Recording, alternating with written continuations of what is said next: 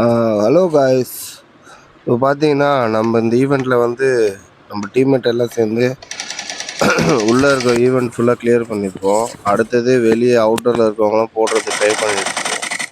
அப்போது இவனை போட்டேனா, ஆனால் என்ன வருத்தனா அவனுக்கு கில்லு வரல. நார்மலாக கில்லு வந்து ஒரு புல்லட் பட்டா செத்துருப்பான், ஆனால் கில்லு வரல. நம்ம மனசு எவ்வளோ கஷ்டப்படும் கூட தோணுமா? அது ஒன்றும் இல்லை காய்ஸ், நான் வளர்க்குற நாய் தான். அதுக்கு பசி வந்துச்சுன்னா அடிக்கடி இப்படிதான் கத்திட்டு இருக்கோம் அந்த நாய்.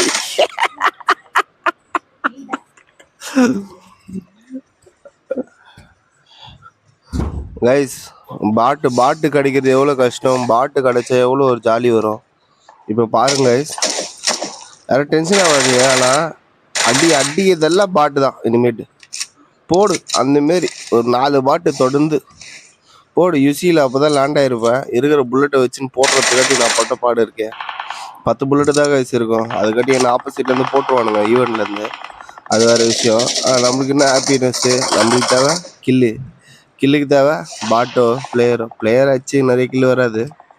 ஆனால் பாட் அடிச்சா டுமுல் டுமல் டமால் டும் டும் டும் டும் டுமுக்கு டமுக்கு டுமுக்கு டுமுக்கு டும் டும் டும்.